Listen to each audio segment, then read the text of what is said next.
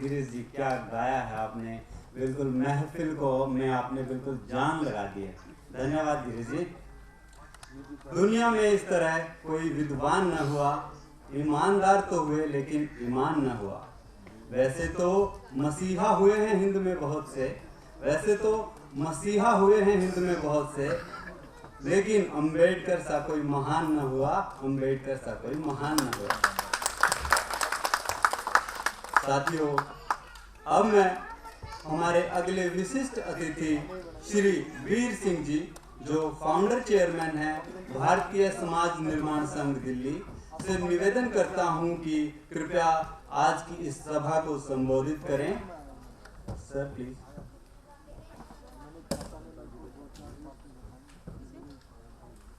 धन्यवाद। मंच पर विद्वान वक्तागण हमारे डॉक्टर स्वराज विद्वान जी और अपने डांगी साहब जो फाइनेंस के लिए हैं, मनोज जी, उधर जोगिंदर जी बैठे हैं, इधर ये चौहान साहब जो यहीं थे, और उपस्थित साथियों,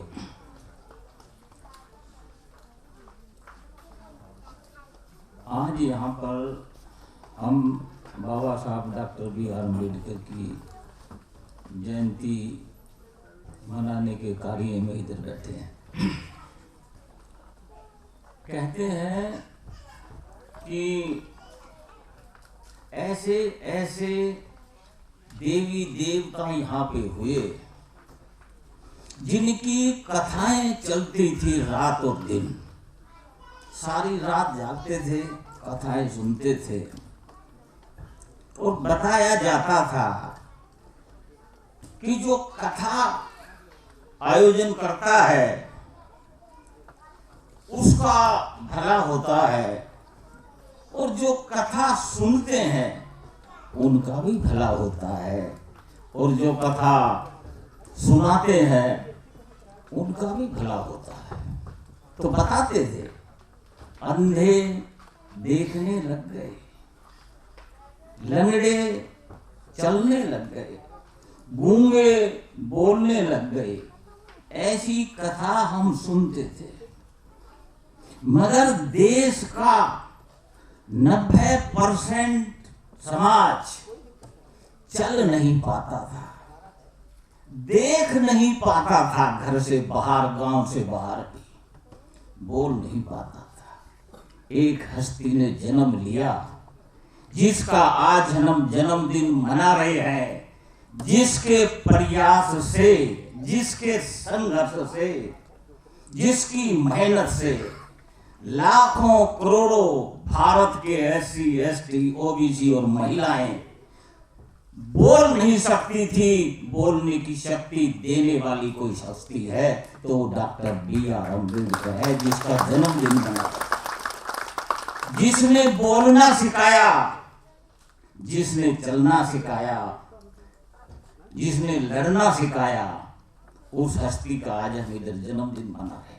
तो एक कथा सी है ये भी जो हम बोल रहे हैं, यह भाषण भी जो है, कथा या भाषण किस विधा में रखा जाए, आर्ट में रखा जाए या साइंस में रखा जाए। ये बहुत बड़ा संस्थान है। इधर मेरे ख्याल से संस्थान के तो पदाधिकारी कोई अधिकारी है नहीं, तो बाकी लोग को उन्हें आप समझ ही रहे होंगे। तो किस में रखा जाए भाषण को? भाषण या बोलना भी एक आराधना है, एक पूजा है, एक इबादत है। अगर आप सच नहीं बोल सकते और अगर आपका सत्य सुनने वाले के दिल और दिमाग को छूता नहीं है, उनके दिलो दिमाग से अंधकार, अज्ञानता हटाता नहीं है, तो फिर आप सत्य बोल नहीं रहे हो और आपकी बात का असर नहीं होगा। फिर हम केवल जन्मदिन मनाने के लिए जन्मदिन मनाते हैं। जिनका जन्मदिन मनाते हैं उनका उद्देश्य कुछ और है और संगठन जो जन्मदिन मनाता है उनका उद्देश्य कुछ और है, उसके पदाधिकारियों का उद्देश्य कुछ और है, सुनने वाले श्रोताओं का उद्देश्य कुछ और है, तो फिर समझ में क्या आएगा। अजीब तरह के हमारे यहाँ हो रहा है सारा सिस्टम। तो इस हस्ती ने जो दिया, इन्होंने आप और जब हम यहाँ बैठे हैं ज्यादातर वो सब कर्मचारी लोग हैं, और कर्मचारी होने के नाते वो भी ऐसे बहुत बड़े संस्थान के कर्मचारी हैं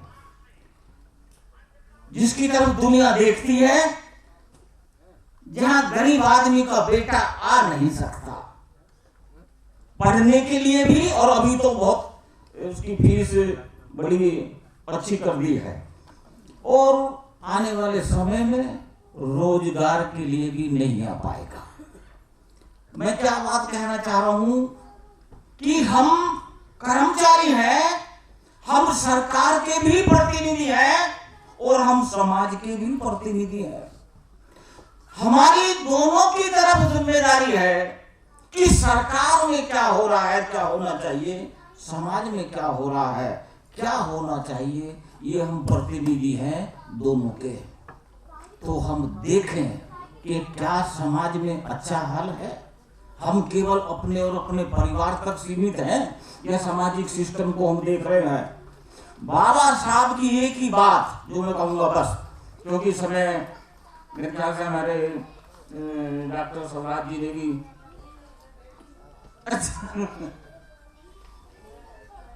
हाँ, तो मैं कह रहा था कि हम दोनों के प्रतिनिधि हैं। और आजकल जो सिस्टम मैं देख रहा हूं क्या हो गया, हम जरूरी सारे काम करते हैं, ड्यूटी पूरी करते हैं, बच्चों के लिए सब कुछ करेंगे, आएंगे जाएंगे खाएंगे पिएंगे सब कुछ करेंगे, शादी के लिए, विवाह के लिए, पढ़ाई के लिए, पढ़ने के लिए, जाने के लिए, यानी कि जरूरी सारे काम करते हैं। मगर महत्वपूर्ण काम जो कर्मचारियों के लिए जरूरी है, यानी कि आप जिस समाज के प्रतिनिधि हैं, वो अगर समाज का काम हम नहीं कर रहे, यानी कि हम कैसा समाज चाहते हैं, जैसा समाज बाबा साहब हमारे को आदेश देके गए कि मैं बहुत सा काम करना चाहता था, बहुत से काम मैंने किए, मगर बहुत से काम रह गए, वो आप लोगों ने करने हैं। यानी कि मैं ऐसा समाज चाहता हूं जिसमें समानता हो, समानता सामाजिक रूप से, समानता आर्थिक रूप से। अभी हमारे थॉमस मैथ्यू जी जिक्र कर रहे थे और हमारे ये साथी आर्थिक वाले भी बात कर रहे थे, किसान जब बैठे और 1 साल तक बैठे और वो जीत भी गए, क्या कारण था कि किसान सामाजिक और आर्थिक रूप से मजबूत था, इसलिए बैठ पाए। अगर हम बात करें SC ST के लोग, उनके बारे में, SC ST के लोगों के बारे में, महिलाओं के बारे में, अपने राइट्स के बारे में, जिनके साथ बदतमीजी होती है, वो 3 महीने क्या 1 महीने नहीं बैठ सकते। क्यों?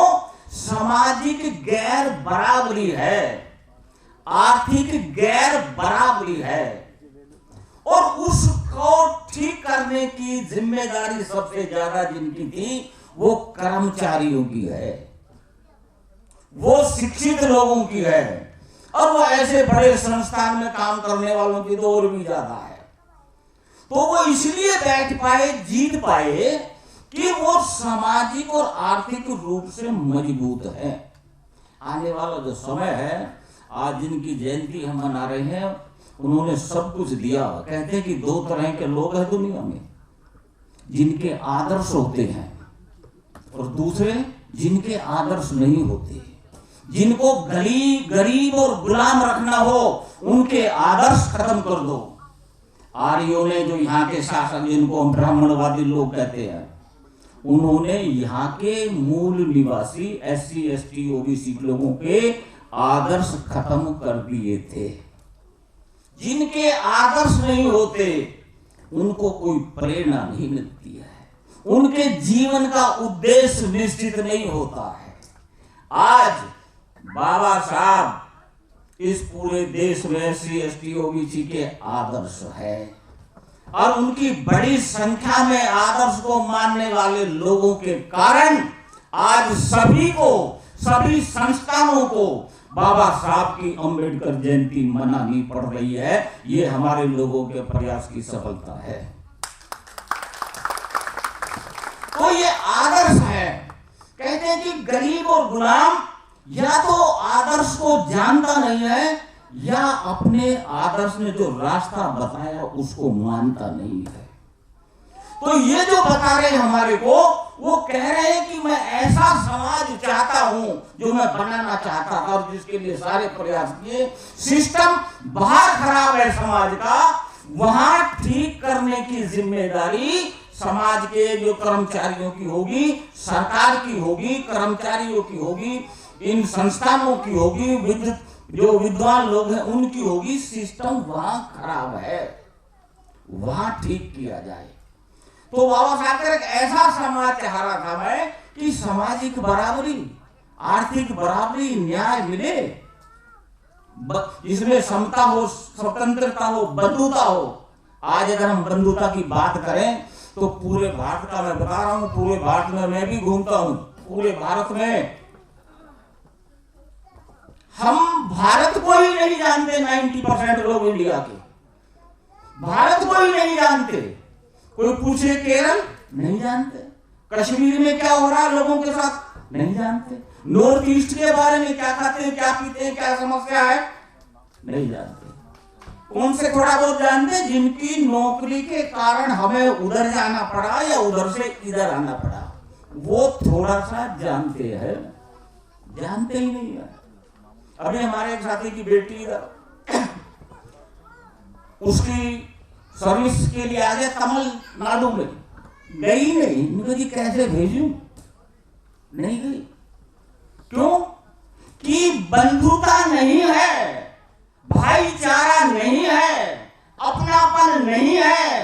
अरे डर लगता है हर एक को। बेटी तो बड़ी बात है, बेटे को भी जाते हुए डर लगता है। जब नौकरी लग जाती है कर्मचारियों की, किसी की पोस्टिंग होगी कश्मीर में, नॉर्थ ईस्ट में, तो देखते हैं कोई SC है, ST है, थोड़ा अपनापन लगता है, डर निकलता है। तो ये बंधुता जो समाज में नहीं है, बाबा साहब कह रहे कि ऐसे समाज का निर्माण मैं करना चाहता था। अगर बाबा साहब को समझना है तो फूले जी को पढ़ना समझना होगा। अगर बाबा साहब को समझना है तो बुद्धा को पढ़ना और समझना होगा। क्योंकि इंसान के अंदर जो विचारों का बीज है, वैसे ही उसके कर्म और कार्य व्यवहार होते हैं।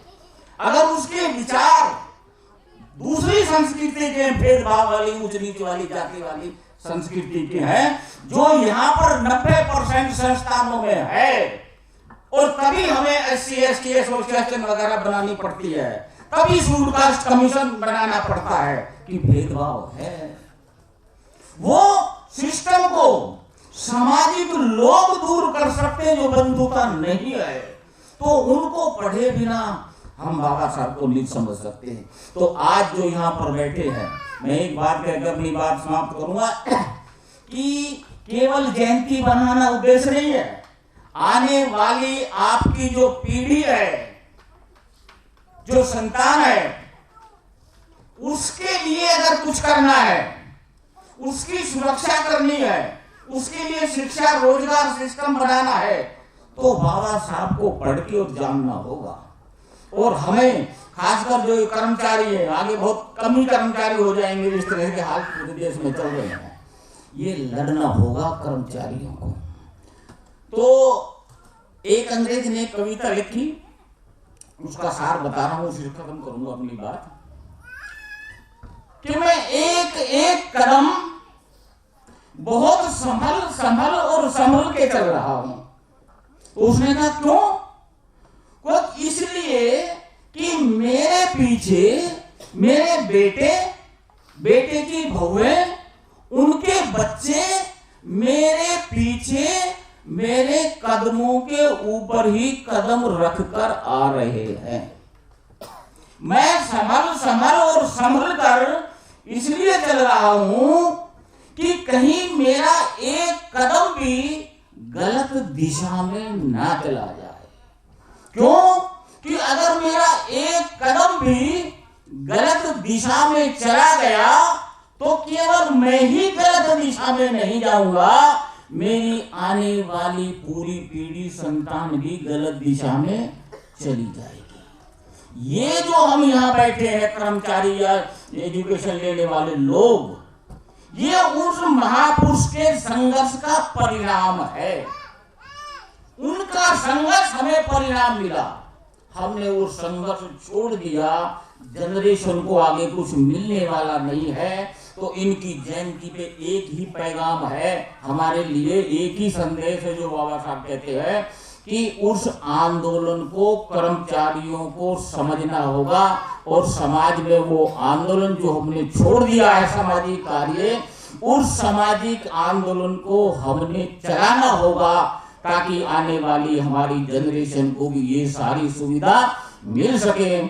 आप लोगों ने इतना मेरे को समय दिया, मान सम्मान दिया इस संस्थान का, और इनके जो आयोजक हैं उनको मैं बहुत बहुत बधाई देता हूँ और उनका आभार व्यक्त करता हूँ। धन्यवाद। जय भीम, जय भारत।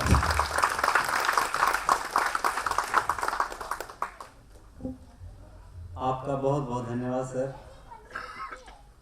सबके हक में सब होता है, अपने हक में क्या होता है? सबके हक में सब होता है, अपने हक में क्या होता है? सबके हक में रब होता है, अपने हक में क्या होता है? सोच सोच कर दिल घबराए, दशा दिशा कैसी होती, होते ना बाबा साहब तो अपने हक में क्या होता है? साथियों, अब मैं मंच पर आमंत्रित करता हूं श्री रणवीर सिंह जी को, जो बाबा साहब का एक बहुत सुंदर भजन आपके सामने प्रस्तुत करेंगे। करतल ध्वनियों के साथ स्वागत करें श्री रणवीर सिंह जी का। हेलो, सभी को प्यार भरी नमस्कार, सारे तिथिगण को भी नमस्कार। आज बाबा साहेब की 131वीं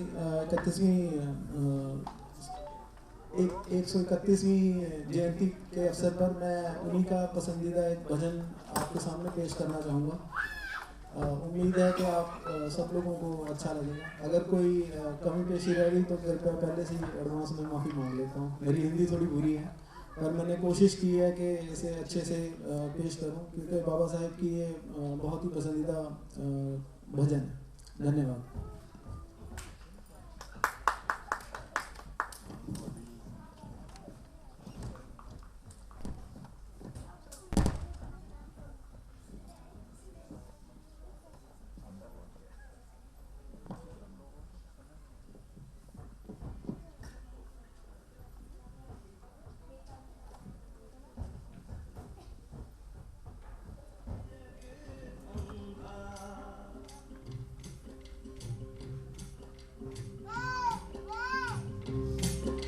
कबीरा कहे ये जग अंधा, कबीरा कहे ये जग अंधा,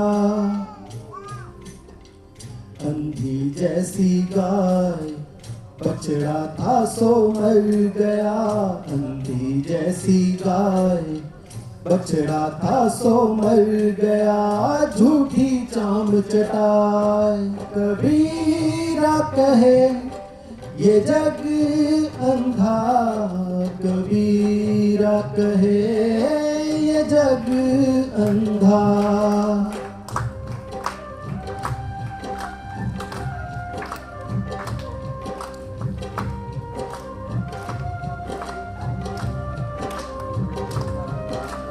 गगन घटा गहरानी साधो, गगन घटा गहरानी साधो, गगन घटा गहरानी, पूर्व दिशा से उठी है बदरिया, ओ पूर्व दिशा से उठी है बदरिया, रिम झिम बरसत पानी, रिम झिम बरसत पानी, पूर्व दिशा से उठी है बदरिया, रिम झिम बरसत पानी, और रिमझिम बरसत पानी, अंधी जैसी गाय बछड़ा था सो मर गया, अंधी जैसी गाय। कबीरा कहे ये जग अंधा, कबीरा कहे ये जग अंधा।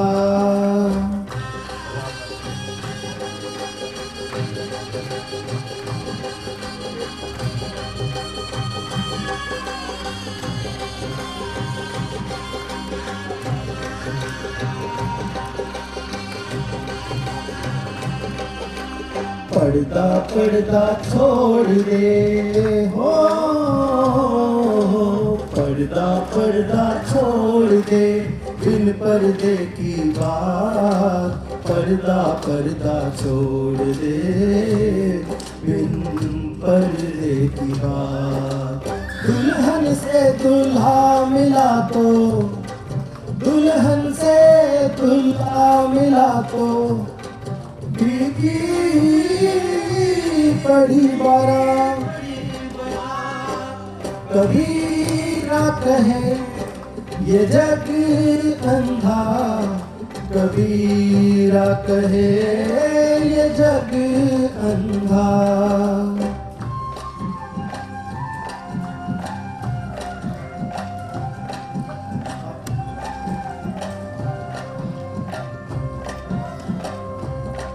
साधो ये तन ठाठ तंबूरे का,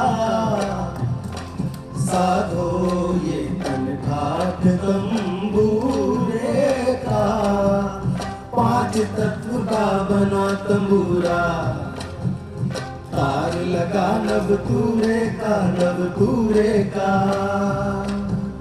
खेचित तार मरोड़त खूंटी, निकसत राग हजूरे का, हजूरे का। टूटा तार बिखर गई खूंटी, टूटा तार बिखर गई खूंटी, हो गया धूर मधुरे का, धूर मधुरे का, धूर मधुरे का। कबीरा कहे ये जग अंधा, कबीरा कहे ये जग अंधा। अंधी जैसी गाय बछड़ा था सो मर गया, अंधी जैसी गाय बछड़ा था सो मर गया, झूठी चाम चटाए। कबीरा कहे ये जग अंधा, कबीरा कहे ये जग अंधा, कबीरा कहे ये जग अंधा, कबीरा कहे ये जग अंधा। धन्यवाद। वाह वाह रणवीर जी, क्या खूबसूरत भजन आपने गाया है, महफिल में जान ही डाल दी। साथियों, अब मैं मंच पर बुलाने जा रहा हूं श्री सुनील कुमार तेवतिया जी, जो आईआईटी दिल्ली के इलेक्ट्रिकल विभाग में कार्यरत हैं और आईआईटी दिल्ली से एमटेक भी कर रहे हैं। सुनील जी बाबा साहब डॉक्टर भीमराव अंबेडकर के बारे में अपने विचार प्रस्तुत करेंगे। करतल ध्वनियों से स्वागत करें श्री सुनील जी का।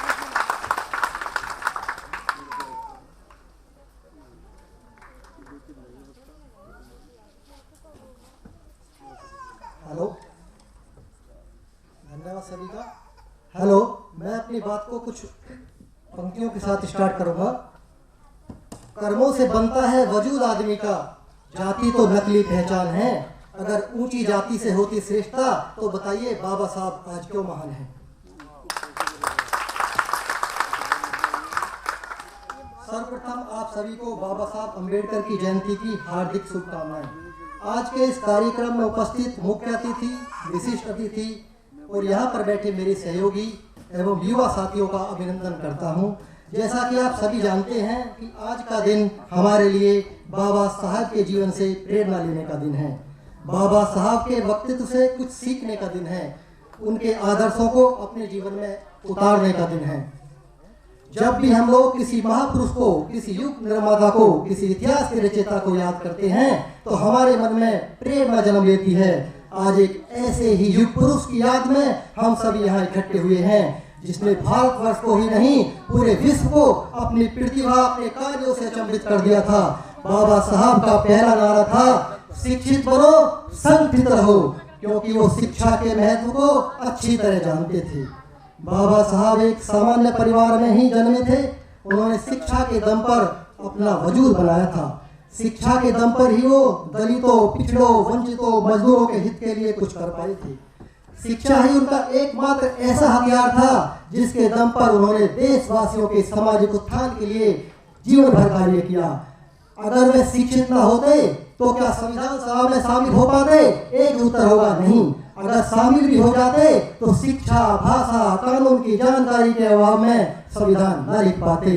तो इसलिए सबसे पहले तो हम उनके प्रेरणा स्रोत मानते हुए अपने आप को शिक्षित करना होगा। इस सभा में उपस्थित मेरे युवा साथियों, आप देश के सर्वोच्च शिक्षा संस्थानों में से एक संस्थान में कार्य कर रहे हैं, तो निश्चित ही आप शिक्षित और अपने अपने कार्य क्षेत्र में ज्ञानवान हैं। अपने श्रेष्ठ ज्ञान को किसी न किसी माध्यम से समाज के बीच में पहुंचाए, यही सच्ची श्रद्धांजलि भीमराव बाबा अम्बेडकर साहब को होगी।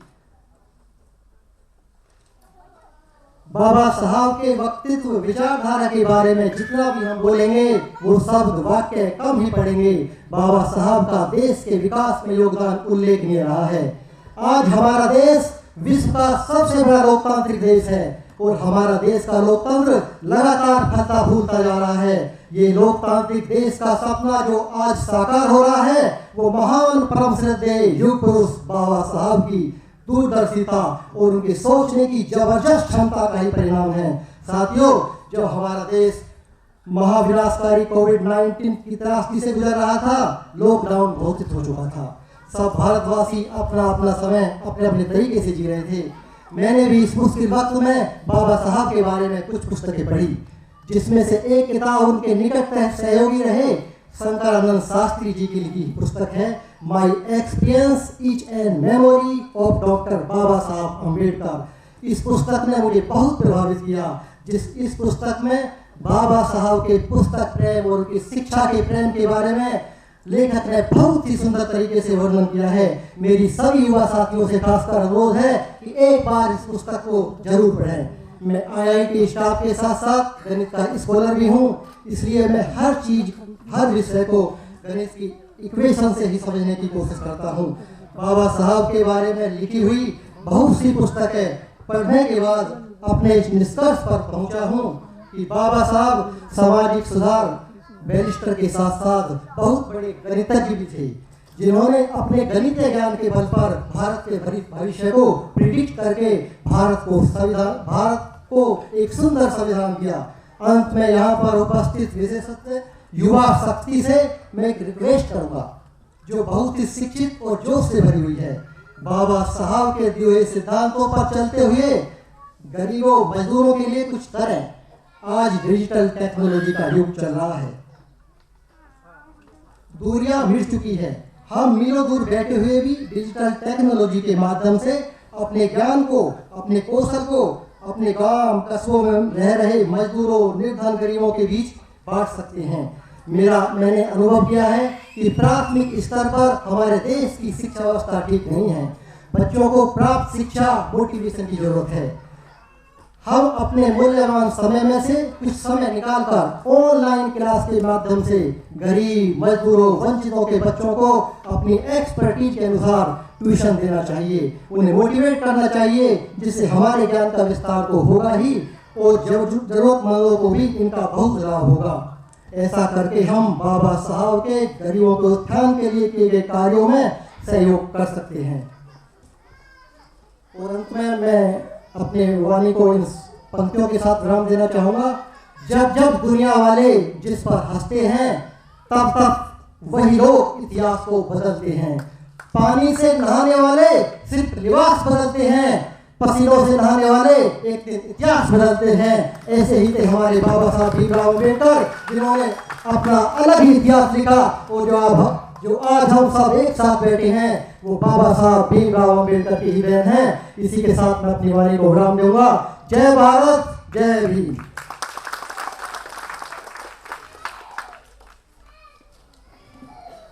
बहुत बहुत धन्यवाद सुनील जी, इतना उम्दा भाषण आपने दिया, धन्यवाद।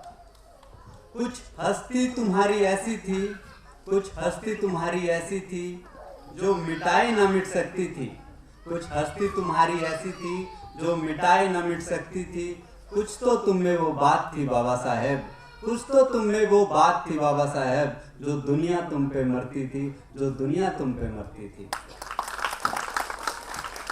अब मैं हमारे विशिष्ट अतिथि श्री जोगेंद्र सिंह जी से अनुरोध करूंगा कि कृपया सभा को संबोधित करें।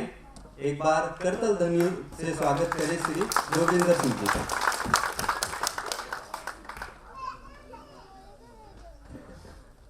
रिस्पेक्टेड बहन सर्वराज विद्वान और संजीव डांगी जी, मनोज कुमार जी, थॉमस जी और नानक चंद जी, जिन्होंने तो बहुत ही अच्छा बोला था। और मेरे वीर सिंह जी सीनियर, रमेश कुमार एडवोकेट जो हमारे समाज के लोगों के लिए सुप्रीम कोर्ट में वर्किंग करते हैं, और बनर्जी साहब, गांगुली जी और आप आए हुए अतिथिगण, मैं आप सबका तहे दिल से धन्यवाद करता हूँ। और आज बाबा साहब की पुण्यतिथि पर उनको दिल से हार्दिक नमन करता हूँ। कुछ देर की खामोशी है, फिर शोर आएगा।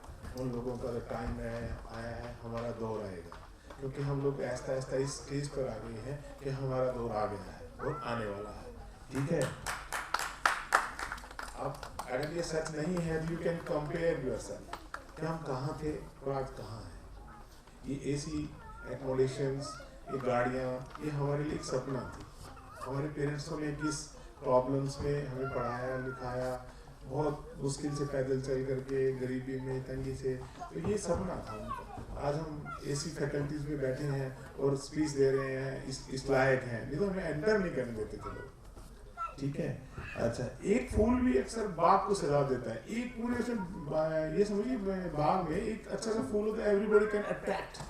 एक फूल उसको बाग को सजा देता है, एक सितारा भी आकाश को चमका देता है। जब दुनिया के सारे रिश्ते काम नहीं आते तो बाबा साहब का दिया हुआ संविधान एक आशीर्वाद बन करके हमारी जिंदगी बना देता है। हम लोग खुश हैं, खुश रहने का मतलब ये नहीं कि हमारे पास सब कुछ है, बट हमने दुखों से अपने आप को कंप्रोमाइज कर लिया और ये लगा लिया कि ठीक है, ऐसे खुश रहना चाहिए। आज भी हमारे साथ प्रॉब्लम्स हैं, और इवन तक एवरी डिपार्टमेंट्स में देखिए, अपने एजुकेशन सिस्टम में देखिए कितनी प्रॉब्लम्स हैं। और उसका कारण क्या है कि हम लोग अपने सिस्टम के साथ, अपने समाज के साथ जुड़े हुए नहीं हैं, हम कटते चले जा रहे हैं।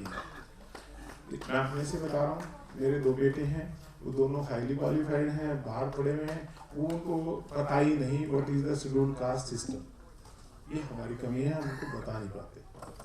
ठीक है, वो बोलते हैं we doesn't want to reservation, हमें चाहिए ही नहीं।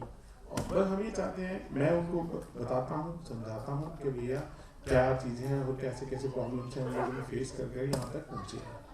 तो इसीलिए मैं आप लोगों को भी कहता हूँ कि एक हैप्पी चेन बनाए हम लोग। हैप्पी चेन मीन्स आप किसी गरीब को, पड़ोसी को, सामने वाले को कोई भी छोटी से छोटी खुशी दें तो वो उसको बोले भाई एक आगे वाले की तो कर दे, बस। तो ये हैप्पी चेन बन जाएगी। तो एक हम किसी को खुशी देंगे, वो आगे किसी को खुशी देगा, वो लौट के हम तक आएगी वापस।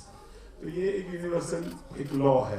न्यूटन ने भी बोला था कि एक्शन का रिएक्शन होता है। तो जब हम एक हैप्पी चेन में किसी को खुशी देंगे तो लौट करके हमारे पास भी खुशी आएगी। तो मैं तो बहुत अच्छा वक्ता भी नहीं हूँ, और आपको मेरा एहसान मानना चाहिए कि मैं नहीं बोल रहा इस बात के लिए नहीं।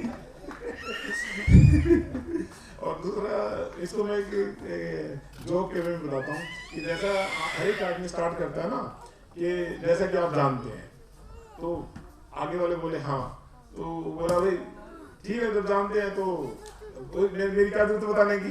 तो लोग बोले नहीं आप दोबारा आइए। तो दोबारा आया तो आगे वालों ने बोला, उन्हें फिर दोबारा स्टार्ट किया जैसा कि आप जानते हैं। तो आगे वाले चुप रहे, पीछे वालों ने बोला हाँ, तो कहते आगे वाले पीछे वालों से पूछ लें।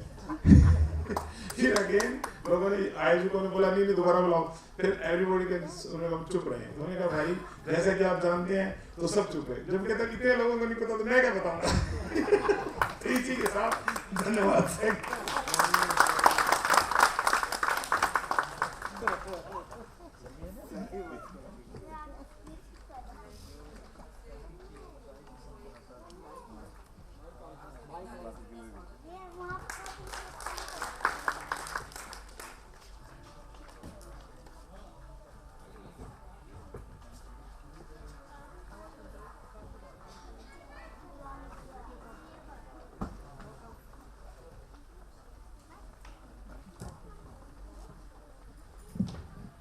हेलो सभी को मेरा नमस्कार। पैगाम भीम का था, तुम आगे ही बढ़ो।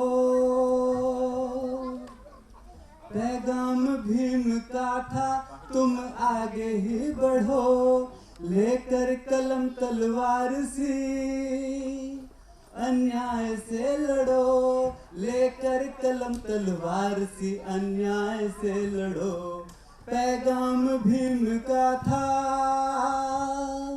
तुम आगे ही बढ़ो। लेकर कलम तलवार सी अन्याय से लड़ो। लेकर कलम तलवार सी अन्याय से लड़ो। अब ना वो मंजर है ना है कोई साथी। अब ना वो मंजर है ना है कोई साथी। आपस में ही करते हैं अब हम तो हाथापाई। टुकड़ों में ही बिखरे हैं आज के सभी ये साथी। टुकड़ों में ही बिखरे हैं आज के सभी ये साथी। फिर कैसे हो उजाला, फिर कैसे होगी क्रांति। फिर कैसे हो उजाला, फिर कैसे होगी क्रांति। पैगाम भीम का था, तुम आगे ही बढ़ो। लेकर कलम तलवार सी अन्याय से लड़ो। लेकर कलम तलवार सी अन्याय से लड़ो। पढ़ लिख के देखो कैसे अपने हुए पराए। पढ़ लिख के देखो कैसे अपने हुए पराए। कोई तो जाके इनको अब ये तो समझाए। कोई तो जाके इनको अब ये तो समझाए।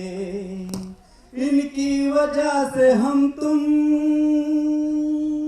आज इस मुकाम पर हैं। इनकी वजह से हम तुम आज इस मुकाम पर हैं। फिर क्यों तुम्हारे लब पे दूजे का नाम आए। फिर क्यों तुम्हारे लब पे दूजे का नाम आए। पैगाम भीम का था, तुम आगे ही बढ़ो। लेकर कलम तलवार सी अन्याय से लड़ो। लेकर कलम तलवार सी अन्याय से लड़ो। अन्याय से लड़ो। धन्यवाद।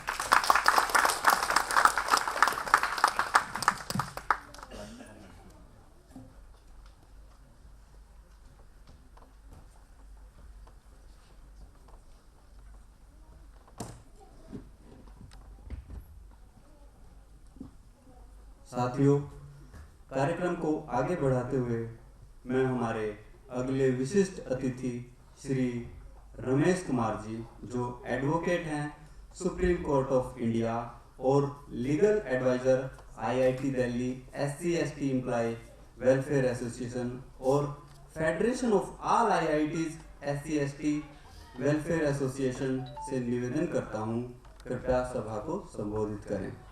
करतल ध्वनि से स्वागत करें।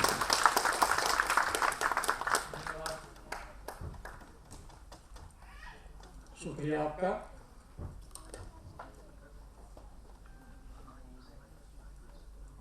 साथियों, आज की इस बहुत सुंदर समारोह और बाबा साहब की जयंती सेलिब्रेशन की हमारी मुख्य अतिथि डॉक्टर स्वराज विधान जी,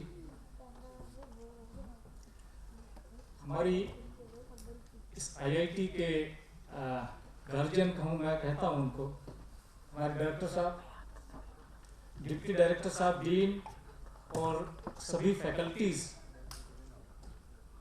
जिन्होंने इतने सुंदर हॉल में बाबा साहब की जयंती का ये कार्यक्रम रखा और हम लोगों को, आप लोगों को रूबरू होने का मौका दिया।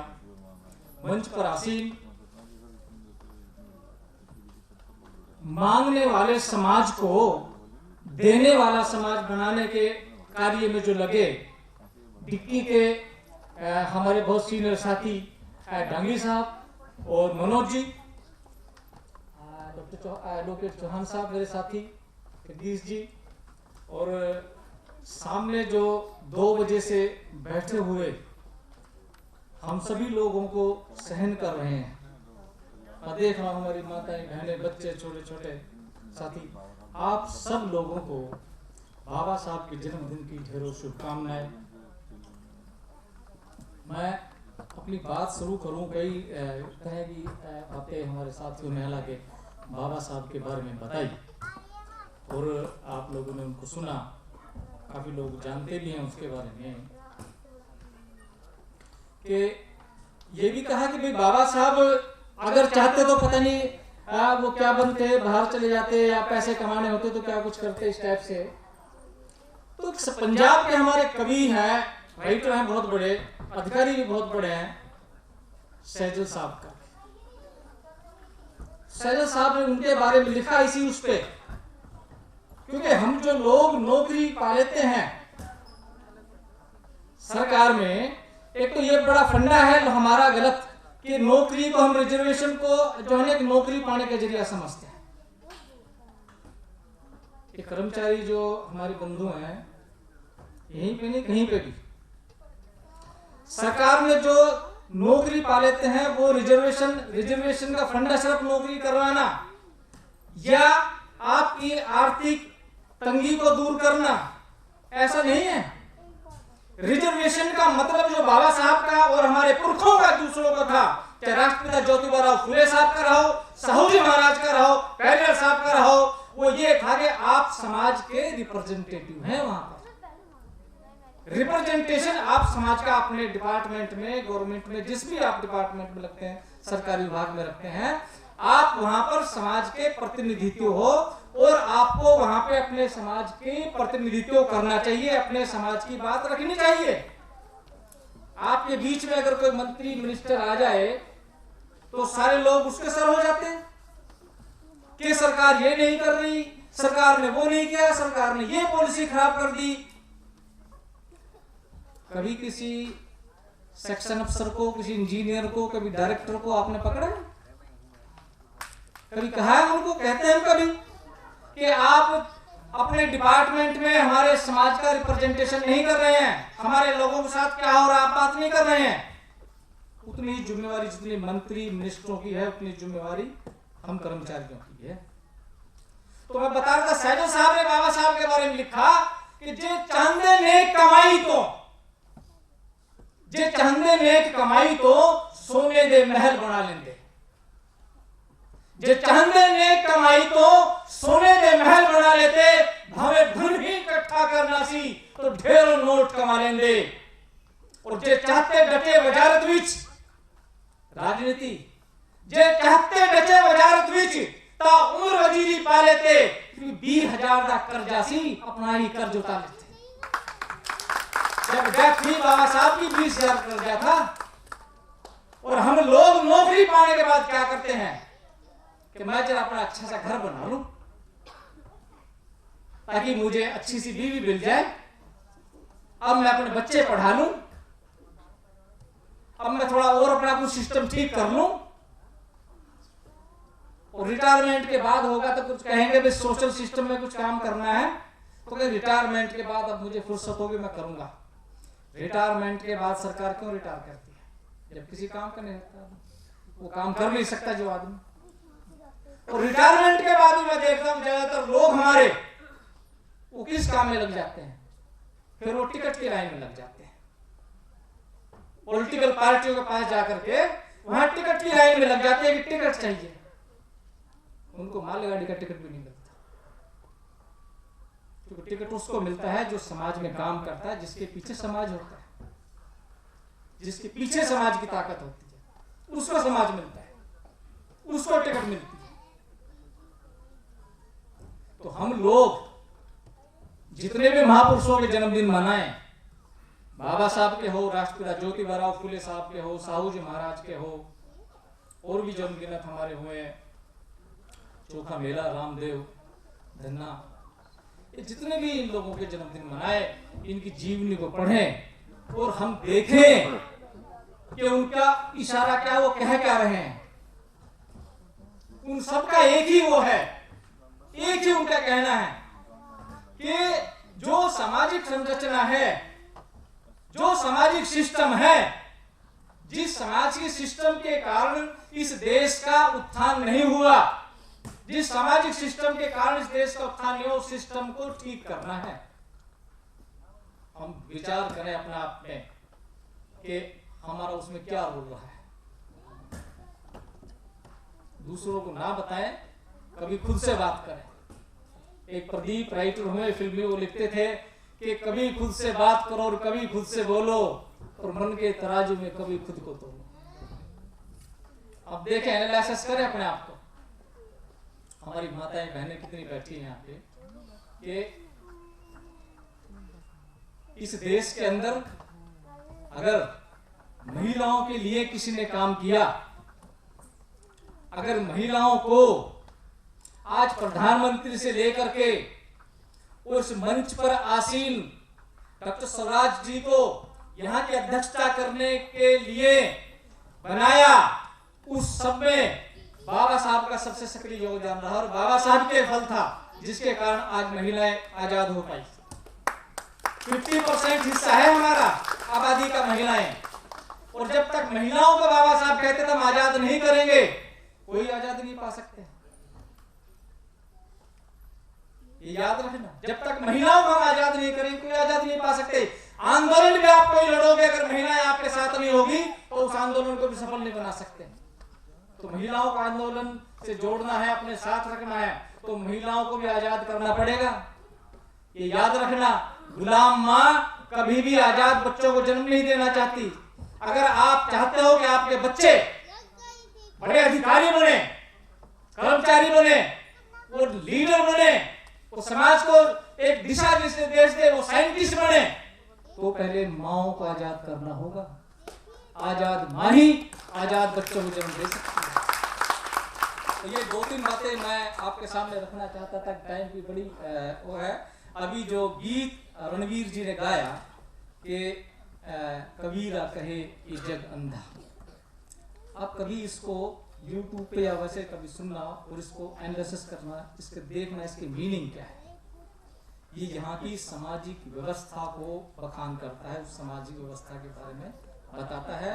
इसलिए बाबा साहब इस गीत को सुना करते थे।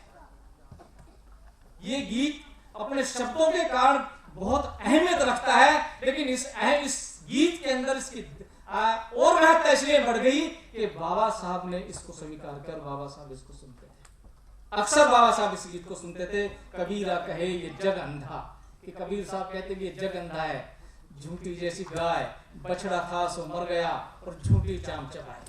आपने देखा होगा, जो थोड़ा इनसे गांव से आप थोड़ा ताल्लुकात रखते हैं, गाय का बछड़ा अगर मर भी जाता है तो भी गाय उसको पुचकारती है, पालती है, उसके साथ लगी रहती, उसको हटाने नहीं देती, उसको नहीं पता कि ये खत्म हो चुका। ऐसे ही कितनी ही कुरीतियां हैं जो खत्म हो गई। कितने ही ऐसे कायदे कानून थे जिनके कारण यहाँ का जो है बहुत बड़ा तबका गुलाम था, वो खत्म हो गया। बाबा साहब ने अपने संविधान में के द्वारा वो आर्टिकल 13 में रख करके उनको सबको खत्म किया, लेकिन हम उन्हें आज भी लगा के फिरते हैं। अब ये अब्राहम लिंकन साहब के बारे में बता रहे थे कि उन्होंने अमेंडमेंट किया, हालांकि वहाँ पे कोई ऐसा रिजर्वेशन का फंडा नहीं है कॉन्स्टिट्यूशन में, लेकिन उन्होंने अमेंडमेंट करके 13th अमेंडमेंट रखा हो 1861 में, जिसमें गुलामों को जो है ना आजाद किया। लेकिन क्या हुआ, वहां पर भी गुलामों को आजाद तो कर दिया, लोग बाहर चले गए, लेकिन क्योंकि गुलामी की आदत पड़ी हुई थी, वो लोग दोबारा से उसी सिस्टम में आ गए कि नहीं हमें तो ये ज्यादा ठीक है। आप कभी अमेरिकन हिस्ट्री देखेंगे तो उसमें पाएंगे कि वो ऐसा रहा। ऐसे ही बाबा साहब ने आर्टिकल 13 में यहाँ का सारा जो सिस्टम था, जिसके कारण भेदभाव था, गरीबी थी, कई चीजें थी, उसको खत्म किया। कितने कानून थे यहाँ के गलत, जिनको सबको खत्म किया। लेकिन हमने आज भी उन सबको बड़े घरों के साथ में अपने साथ लगा रखा है। उस गुलामी को इसलिए हम आज भी ढोए। मेरा मानना, मेरी रिक्वेस्ट, मेरी अर्जी आप लोगों से ये है आज बाबा साहब के इस जन्म दिवस पर, कि जो बाबा साहब ने नौकरी के लिए हमें रिजर्वेशन दी, पेट भरने के लिए रिजर्वेशन दी, नौकरी मिली तो बढ़िया छोकरी भी मिली है, फिर बच्चे भी बढ़िया मिले, वो तो बाबा साहब की बात हमने स्वीकार करी। लेकिन बाबा साहब ने जिन जिन चीजों के लिए हमें डायरेक्शन दी कि आपने करना भी क्या क्या है, उनको हमने फॉलो नहीं किया। तो मैं मानता हूँ आज जो सभागार में यहाँ जो लोग बैठे हुए हैं वो निश्चित रूप से उनको फॉलो करते हैं, उनको मानते हैं। इसलिए आप यहाँ जो 2 बजे से बैठे हुए हैं, उनको सुन रहे हैं, उनके बारे में मान रहे हैं, आप बाबा साहब के और समाज के सच्चे प्रतिनिधि हो। यहाँ जो उपस्थित लोग हैं वो बाबा साहब के और समाज के सच्चे प्रतिनिधि हैं। इसलिए आज के वक्त में भी इतना टाइम 2 बजे लेकर के लगातार आप यहाँ पर बैठे हुए हैं और हम लोगों को सुन रहे हैं। दिल्ली की सरकार में भी शायद इतने लोग नहीं है जितने लोग यहाँ पर बैठे हुए हैं। अगर ये लोग भी डिसाइड कर लें कि हमने क्या करना है अपने लोगों के लिए, तो मैं सोचता हूँ शायद नक्शा बदल सकता है। 2005 में बता रहे थे डांगी साहब के डिक्की की स्थापना करी, और आज नेशनल लेवल पर, इंटरनेशनल लेवल पे ये इतना बड़ा काम कर रहे हैं। तो मैं सोचता हूँ अगर IIT की टीम आज भी डिसाइड कर ले कि हमें करना क्या है, तो मैं सोच रहा हूँ अगर 10-15 साल के बाद हम मिले तो एक ऐसी रिजल्ट के साथ मिले कि भैया जो कार्यक्रम हमने यहाँ चला रखा था हम नेशनल और इंटरनेशनल लेवल पे भी चला रहे हैं। ऐसा मैं सोचता हूँ शायद ऐसा होगा, और आप सभी लोग जो है ना इन चीज़ों को समझेंगे, बाबा साहब की बातों को, इन पर अमल करेंगे और चलेंगे। क्योंकि IIT है, इंडिया के जो टॉप इंस्टीट्यूट्स हैं उनमें IIT का नंबर पहला आता है। लोग ऐसा समझते हैं क्योंकि ऐसा बताया जाता भी IIT बड़े बड़े विद्युत साइंटिस्ट पैदा करती है, बड़े बड़े डॉक्टर पैदा करती है, बड़े बड़े स्कॉलर पैदा करती है।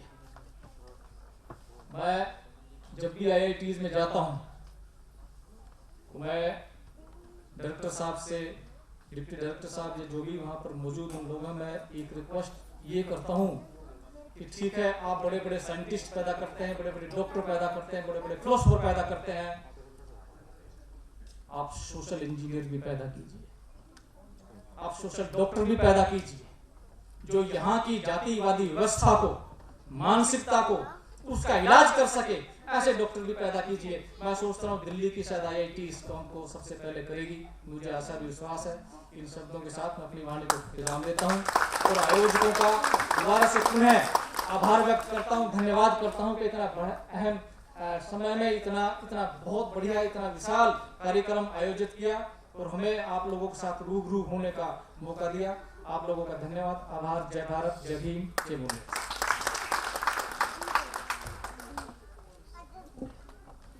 बहुत बहुत धन्यवाद सर। अब मैं श्री मयंक आर्य जी से निवेदन करूंगा कि कृपया मंच पर आएं। श्री नरेंद्र जी कृपया श्री मयंक आर्य जी का स्वागत करें।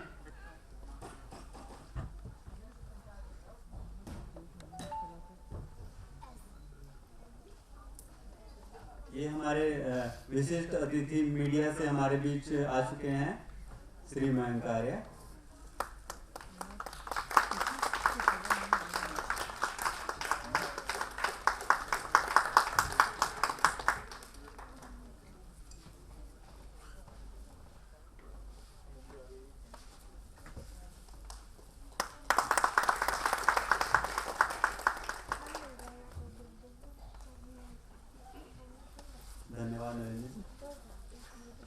साथियों, अब कार्यक्रम को आगे बढ़ाते हुए आपकी जोरदार तालियों के बीच मैं निवेदन करूंगा आज की हमारी मुख्य अतिथि महोदया डॉक्टर स्वराज विद्वान मैम को, जो कि राष्ट्रीय अनुसूचित जाति आयोग की पूर्व सदस्य रह चुकी हैं, जिन्होंने समाज कल्याण के क्षेत्र में बहुत सारे पुरस्कार और सम्मान प्राप्त किए हैं, जिनका यदि मैं जिक्र करूंगा तो एक बहुत लंबी चौड़ी लिस्ट बनेगी। तो आपका ज़्यादा समय न लेते हुए मैं मैम से अनुरोध करूंगा कि कृपया आज की इस विशेष सभा को संबोधित करें।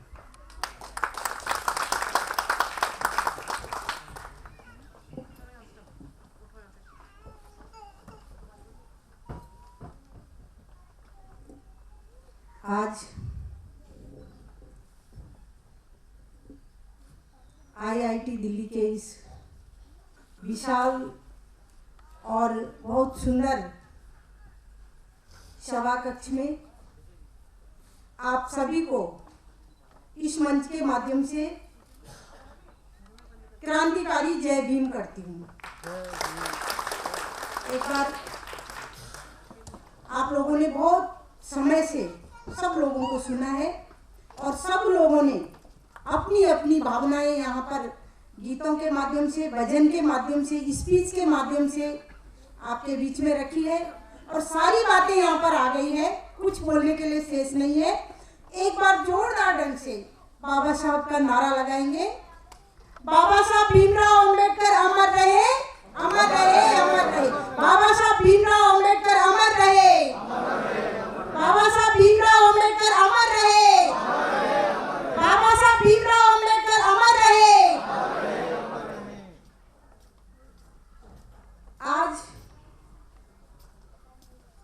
बौद्ध स्तंभ भारत रत्न बाबा साहब भीमराव अंबेडकर जी की 131वीं जयंती के इस शुभ अवसर पर आप सब ने हम सबको यहाँ बुलाया है। आपके बीच में उपस्थित होकर बाबा साहब के श्री चरणों में पुष्प अर्पित करने का जो सुनहरा मौका मिला है, उसके लिए हम सभी अतिथि आपको हार्दिक धन्यवाद देते हैं। मंच पर विराजमान पहले तो हमारे डायरेक्टर साहब भी यहाँ बैठे हुए थे, आदरणीय रंगन बनर्जी जी, हमारे थॉमस मैथ्यू साहब जो पूर्व में IAS भारत सरकार में रहे हैं, वो भी बैठे हुए थे। इस मंच की शोभा बढ़ा रहे जिन्होंने अभी आपको संबोधित किया है, आदरणीय संजीव टांगी जी, वाइस प्रेसिडेंट डिकी के, अभी जिनका जोरदार यहाँ पर आपने उद्बोधन सुना है, ऐसे हमारे आदर्श सुप्रीम कोर्ट के एडवोकेट और समय समय पर हम सब का मार्गदर्शन करने वाले आदरणीय रमेश कुमार जी, डिकी के नॉर्थ इंडिया के प्रेसिडेंट, जिन्होंने आपको बहुत बढ़िया ढंग से मोटिवेट किया है, आदरणीय मनोज कुमार जी, और बहुत जोरदार भाषण और जिनसे हमने बहुत कुछ सीखा है यहाँ पर। अभी जिनका बहुत बढ़िया स्पीच रहा, फाउंडर चेयरमैन भारतीय समाज निर्माण आदरणीय वीर सिंह जी, आदरणीय एडवोकेट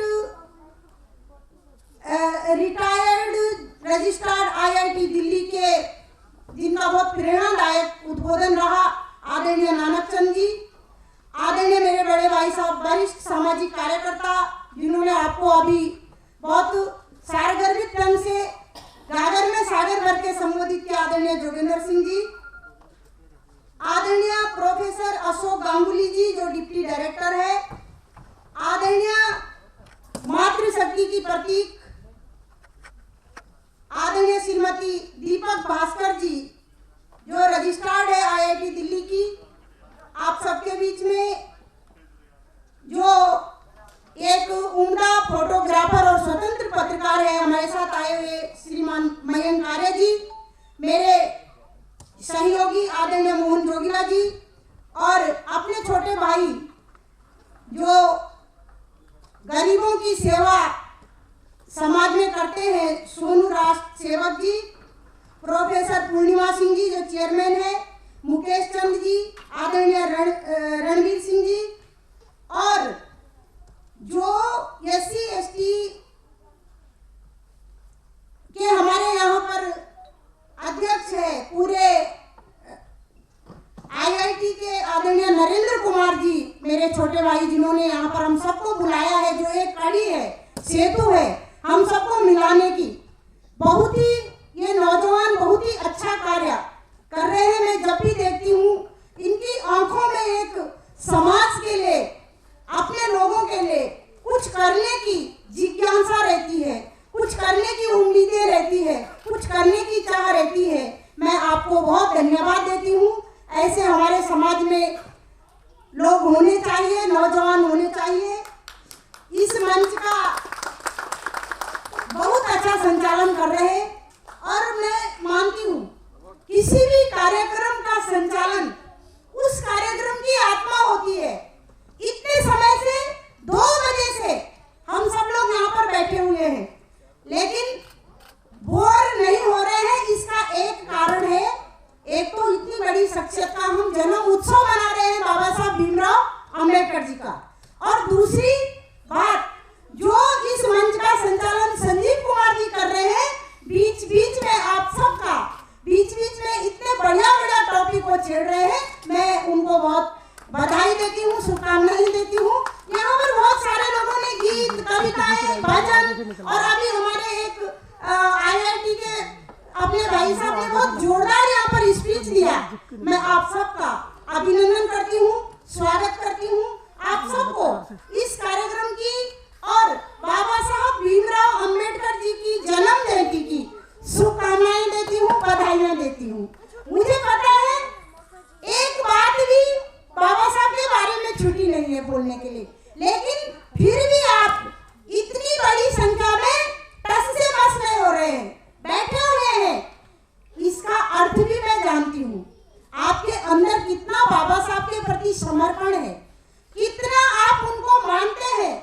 मैं देखती हूँ आज समाज में लोग अपने पिता का चित्र पूजते हैं जब पिता की मृत्यु हो जाती है, फूल मालाएं चढ़ाते हैं पापा जी फोटो पे, लेकिन जीते जी उनकी एक बात भी नहीं मानते और मरने पर बड़ी तस्वीर सजाते हैं। लेकिन आप ऐसे जुनूनी पुत्र है, बाबा साहब की पुत्रियां हैं, कि आज आप उनकी फोटो पर माला तो डाल ही रहे हैं, लेकिन उनकी विचारधारा पर चलकर भी दिखा रहे हैं। मैं आप सबको शुभकामनाएं देती हूँ, बधाइयाँ देती हूँ। यहाँ एक आदमी जो भी आ रखे हैं वो सब बाबा साहब को मानने वाले हैं और दिल से मानने वाले हैं। चाहे मंच पर बैठ रखे हैं, इनकी भी बहुत सारी मीटिंगें हैं, बहुत इनके पास भी बहुत समय इनके पास भी नहीं है, लेकिन पे बैक टू सोसाइटी वो इस बात को जानते हैं, इसलिए टस से मस नहीं हो रहे हैं। मैं यह देख करके बहुत आनंदित हो रही हूँ, प्रफुल्लित हो रही हूँ। बाबा साहब के बारे में कुछ भी कहना सूरज को दीपक दिखाने जैसा है। फिर भी 2 शब्द में, क्योंकि परंपरा होती है, यहाँ पर जो आता है उसको कुछ ना कुछ बोलना पड़ता है। आप सभी जानते हैं, मैं कुछ नया बात नहीं कहूंगी, आप सब जानते हैं। बौद्ध साहब बाबा साहब डॉक्टर भीमराव अंबेडकर का जन्म 14 अप्रैल 1891 में मध्य प्रदेश के महू में हुआ था, और बाबा साहब की मृत्यु 6 दिसंबर 1956 को दिल्ली में हुई थी। वे महान विद्वान, शिक्षाविद, समाजशास्त्री, सामाजिक न्याय के पक्षधर थे। उन्होंने आजीवन संघर्ष करके सामाजिक भेदभाव के विरुद्ध आंदोलन चलाया। वे स्वतंत्र भारत के प्रथम कानून और न्याय मंत्री थे, भारतीय संविधान के जनक थे, भारत गणराज्य के निर्माताओं में एक थे। वे श्रमिकों के, महिलाओं के अधिकारों के हमेशा समर्थक रहे हैं। आप सभी जानते हैं, ये कुछ बहुत नई बातें नहीं है, लेकिन उनके बारे में बताना बहुत जरूरी था। आप सभी ने भी बताया तो मैं भी वो परंपरा निभा रही हूँ। भीमाबाई, राम जी, सब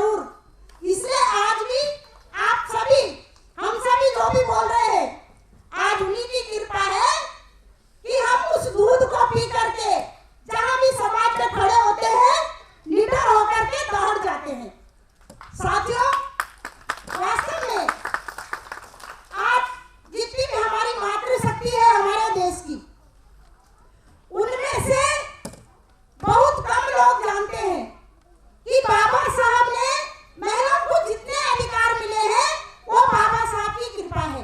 इससे पूर्व मैं ये कहना चाहती हूँ कि बाबा साहब ने सदैव महिलाओं के प्रति वो संवेदनशील रहते थे, उनके समर्थक थे।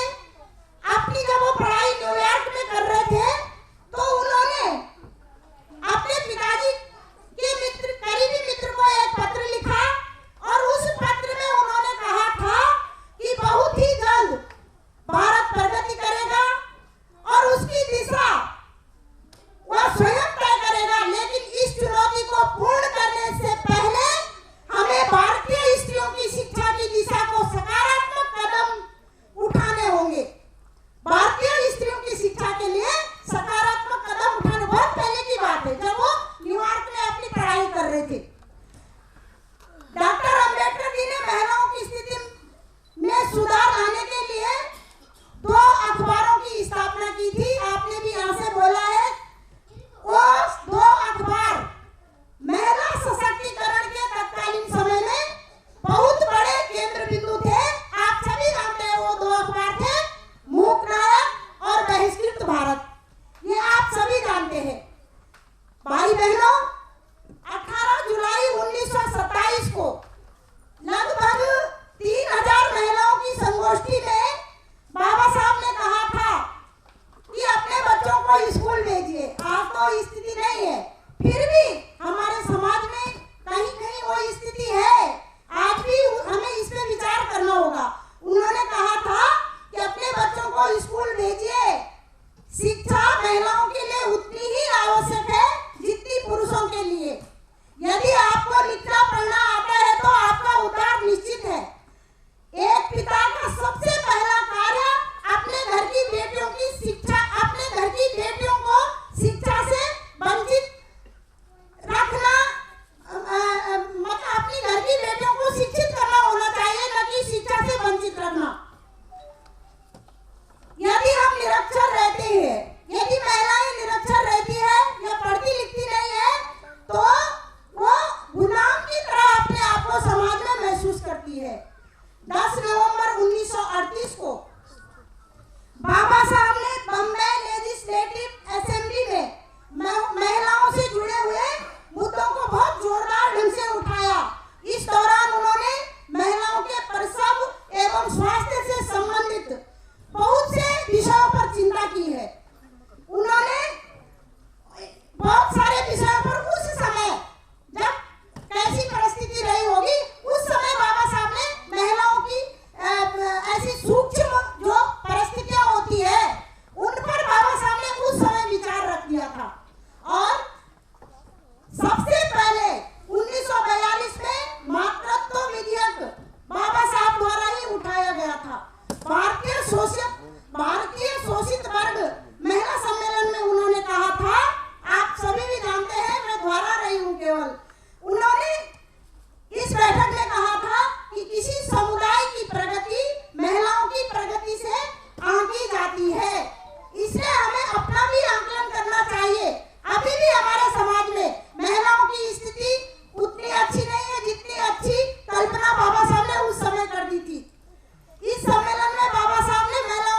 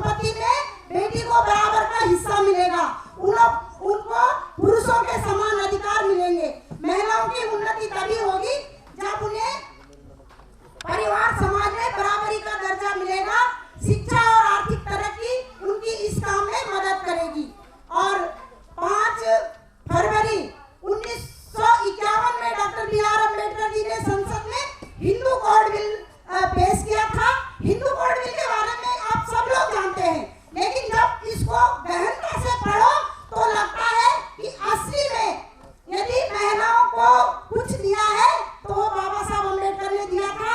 मैं समझती हूँ कि इस बिल को पास करना कितना मुश्किल रहा होगा, और इस बिल के कारण अपने कानून मंत्री से भी उन्होंने इस्तीफा दे दिया था। इसका उद्देश्य हिंदू महिलाओं को सामाजिक शोषण से मुक्त करना और पुरुषों के बराबर अधिकार दिलाना था। इस ऐतिहासिक कदम से बहुत कम महिलाएं आज भी परिचित है। इसी बिल में महिला सशक्तिकरण का असली इस बिल में व्याख्या है। इस बिल के माध्यम से उन्होंने संवैधानिक स्तर से महिला हितों की रक्षा का प्रयास किया है, और इस बिल में मुख्यतः इस बिल के 4 अंग है। नंबर एक अंग है कि हिंदुओं में बहुविवाह की प्रथा को समाप्त करके केवल एक विवाह का प्रावधान हो जो विधि सम्मत हो। नंबर 2 है महिलाओं को संपत्ति में अधिकार देना और गोद लेने का अधिकार भी देना।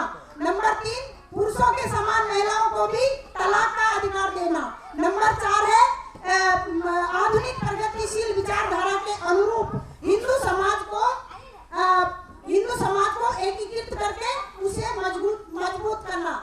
तो बाबा साहब ने उस समय में ये बिल पारित किया, और आज जितनी भी महिलाएं, जो भी महिलाएं हमें जो है समाज में दिख रही है, हमारे देश में या कहीं भी सरकारी या प्राइवेट सेक्टर में या एनजीओ सेक्टर में कहीं भी दिखती है, वो बाबा साहब अम्बेडकर जी की देन है। हम सभी महिलाओं को बाबा साहब अम्बेडकर का ऋणी रहना चाहिए। उन्होंने केवल लोग ये जानते हैं, समाज में ये लोग समझते हैं कि बाबा साहब तो केवल दलितों के नेता थे।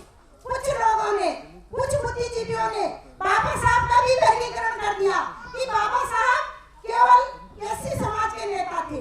लेकिन मुझे उन लोगों को बताना है कि बाबा साहब न केवल एससी लोगों के नेता थे, बल्कि मजदूरों के, गरीबों के, शोषितों के और महिलाओं के, यदि कोई सच्चे अर्थों में पक्षधर थे तो बाबा साहब अम्बेडकर जी थे। उन्होंने हमें इस शोषण से मुक्त किया, हमें इसका एहसान होना चाहिए, हमें ये बात हमेशा याद रखनी चाहिए। और आज मैं अपने प्रधानमंत्री नरेंद्र मोदी जी को धन्यवाद देती हूँ इस मंच के माध्यम से। मैं धन्यवाद इसलिए देती हूँ कि आज यदि इतने साल आजादी को हो गए, बाबा साहब अम्बेडकर जी को यदि समाज में थोड़ा बहुत किसी ने आगे प्लेस किया है, तो यूपी में जब बहन मायावती की सरकार रही, उन्होंने बाबा साहब के बारे में कई पार्क बनाए, लेकिन यूपी तक बात सीमित रही, बाहर किसी ने ऐसा नहीं किया। हमारी कितनी केंद्र सरकारें रही, कितने राज्यों में हमारी सरकारें रही, किसी ने किसी का उस महापुरुष पर किसी की नजर नहीं पड़ी जिन्होंने हमारे देश को इतना बड़ा संविधान दिया। और जिस संविधान के कारण आज भारत का प्रधानमंत्री भी कहता है कि मैं आज यदि प्रधानमंत्री हूँ तो मैं बाबा साहब अम्बेडकर जी के कारण हूँ, उनके संविधान के कारण हूँ। उस संविधान को क्यों किसी ने देखा नहीं, उस महापुरुष को क्यों लोगों ने नजरअंदाज किया। आज मैं फख्र के साथ कहती हूँ कि भारत सरकार ने पिछली बार जो बाबा साहब से जुड़ी हुई जगह है, उन जगहों को 5 जगहों को लेकर के पंचतीर्थ की स्थापना की। और मुझे गौरव है कि दिल्ली में जहां बाबा साहब ने 26 अलीपुर रोड पर अंतिम सांस ली थी और अम्बेडकर प्रतिष्ठान बना करके वहां पर हम सबके लिए भारत सरकार ने हमें पेश कर दिया है। साथियों, पंचतीर्थ जहां बाबा साहब का जन्म हुआ, जहां बाबा साहब की मृत्यु हुई, जहां बाबा साहब की दीक्षा भूमि है, जहां बाबा साहब ने शिक्षा ग्रहण की, और विदेशों में भी आदरणीय मोदी जी ने उनके नाम पर कई प्रतिष्ठान, कई जगहें विकसित कर दी है। हमको सबको उन जगहों पर, हम जब घूमने जाते हैं ना, तो हमें उन जगहों पर घूमने जाना चाहिए। बाबा साहब के बारे में और अधिक जानकारी एकत्रित करनी चाहिए। वो ऐसा सूर्य है जिसके बारे में सदियों तक यदि हम जानकारियां इकट्ठी करते भी रहेंगे तो भी हम पूर्णता नहीं प्राप्त कर सकते हैं। इसलिए मैं धन्यवाद देती हूँ प्रधानमंत्री जी को कि कम से कम उन्होंने 5 जगहों को चिन्हित करके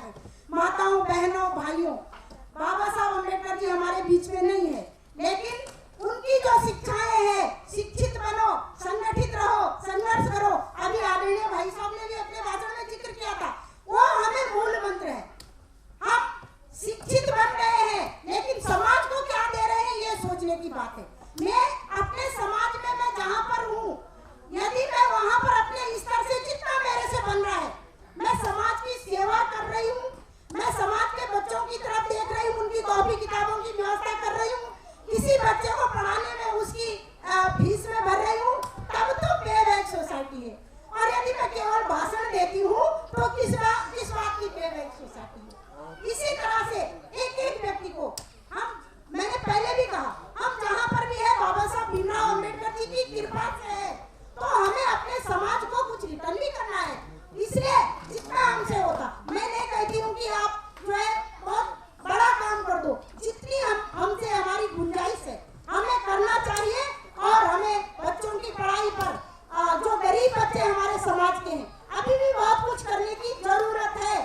बाबा साहब ने हमें हर तरह की स्वतंत्रता दी है, हर तरह की समानता दी है, लेकिन मैं कहती हूँ हम स्वतंत्र है किंतु अभी बाबा के स्वप्न अधूरे हैं। हम स्वतंत्र है किंतु अभी बाबा के स्वप्न अधूरे हैं। ये पड़ाव है, मंजिल ना समझो, मन के मंत्र न पूरे हैं। ये केवल पड़ाव है, अभी मंत्र पूरे नहीं हुए, अभी हमारी मंजिल नहीं आई। मेरा आप सभी से निवेदन है, अपने बच्चों को आज इस मंच के माध्यम से बाबा साहब के बारे में हम खूब बोले, उनके विचारधारा पे चले, लेकिन सार्थक तभी होगा जब हम अपने बच्चों को अच्छी शिक्षा देंगे। अभी एक भाई साहब जो कविता पढ़ रहे थे, उन्होंने बहुत अच्छे अपने बच्चों का भी जिक्र किया कि मेरे बच्चे ये कर रहे हैं, तो बड़ा गौरव हुआ, बहुत अच्छा लगा। यदि तुम बाबा साहब को मान रहे हैं तो उनकी बातों को भी मानो, अपने बच्चों को भी पढ़ाओ और अपने पास पड़ोस में जो गरीब बच्चे रहते हैं उनको भी पढ़ाओ। शिक्षा पे बाबा साहब ने सबसे बड़ा जोर दिया, मैं आपसे कहती हूँ। इसीलिए हमारे प्राचीन ग्रंथों में भी लिखा गया है कि न चोरहारम, न राजभार्यम, न भ्रातभाज्यम, न च भारकारी, यह कृत्य वर्धत एव नित्यम विद्या धनम सर्व धनम प्रदानम। विद्या धन सब धनों में श्रेष्ठ है, न भाइयों में बांटा जाता है, न राजा इसको छीन सकता है, न ये बहुत भारकारी है कि हमारे पास बहुत भार हो गया। आप कहीं भी चले जाओ, यदि आपके अंदर कौशल है, यदि आपके अंदर तकनीकी है, यदि आपके अंदर जानकारी है, तो आपको कहीं सूटकेस या संदूक लेके नहीं चलना पड़ेगा। आपके अंदर जानकारी है तो आप कहीं भी जाओ, आप वहीं आपको पूजा जाएगा। स्वदेश से पूजते राजा विद्वानम सर्वत्र पूजते। स्वदेश में अपने स्थान पे केवल राजा की पूजा होती है, शासक की पूजा होती है, लेकिन जो विद्वान व्यक्ति होता है, जो कौशल वाला व्यक्ति होता है, उसकी पूजा उसको हर जगह पूछा जाता है, यही उसकी पूजा है। पूजा का मतलब कोई ये नहीं कि थाली लेकर के तिलक सिंदूर चावल अक्षत चढ़ा करके पूजा, नारियल फाड़ के पूजा।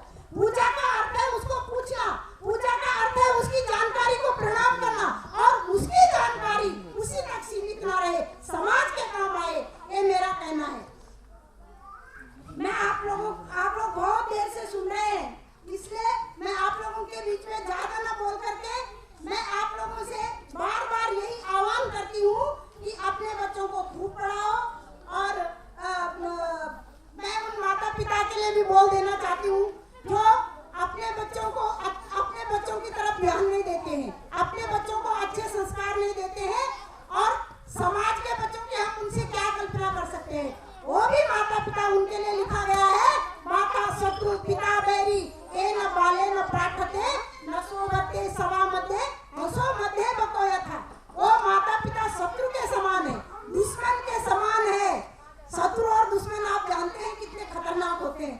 उसके समान वो माता पिता है जो अपनी औलाद पर ध्यान नहीं देते हैं, अपनी बच्चों को, अपनी औलाद को, अपने पुत्र पुत्रियों को पढ़ाते लिखाते नहीं है। उनके पढ़ाने लिखाने का मतलब यही नहीं कि तुमने बहुत सारी डिग्रियां दे दी उनको, उनके संस्कारों पर ध्यान देना, उनकी हर आदतों पर ध्यान देना, उनकी सुरक्षा करना, हिफाजत करना, जो इस बात उनकी पालन पोषण उसका ध्यान रखना, जो अच्छी ढंग से अपने बच्चों का सुपोषण नहीं कर सकते हैं, सुसंस्कार नहीं दे सकते, वो माता पिता भी बैरी के समान है, दुश्मन के समान है। क्योंकि बचपन में तो पता नहीं चलता, लेकिन जब वो बच्चा बड़ा होता है तो वो समाज के बीच में शोभा नहीं देता है। ऐसी ही शोभा नहीं देता है जैसे कौओं के बीच में कहीं से, हंसों के बीच में कहीं से कौवा आकर बैठ जाता, कौन करने लग जाता। इसी तरह से उस बच्चे की समाज में हंसी होती है। मैं आप सबको एक बाबा साहब भीमराव अम्बेडकर जी की जयंती की पुनः बधाई देती हूँ, और आयोजकों को विशेष रूप से धन्यवाद देती हूँ जिन्होंने यहाँ पर इतना अच्छा आयोजन करके हम सबको ये मंच दिया, और यहाँ पर बहुत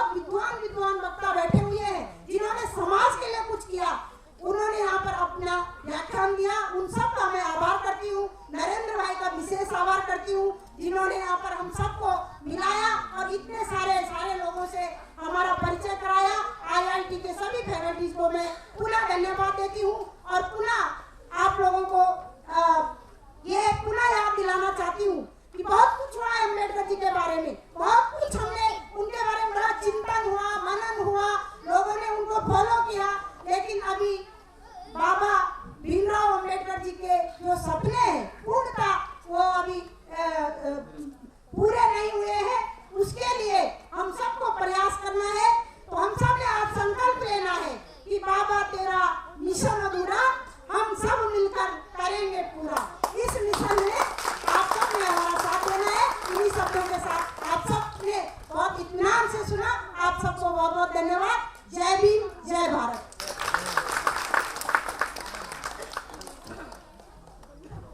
बहुत बहुत धन्यवाद बहन, आपने हमारा निमंत्रण स्वीकार किया और मुख्य अतिथि के रूप में यहाँ आकर आज के इस कार्यक्रम की शोभा बढ़ाई। धन्यवाद।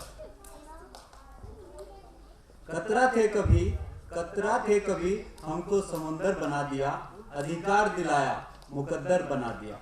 पैरों की धूल मानती थी सभ्यता हमें, पैरों की धूल मानती थी सभ्यता हमें, अम्बेडकर ने सबके बराबर बना दिया, अम्बेडकर ने सबके बराबर बना दिया।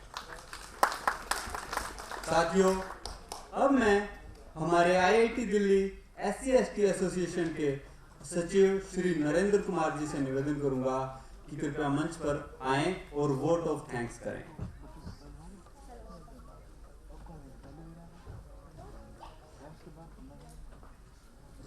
जय भीम साथियों, सर्वप्रथम बाबा साहब को नमन करता हूं।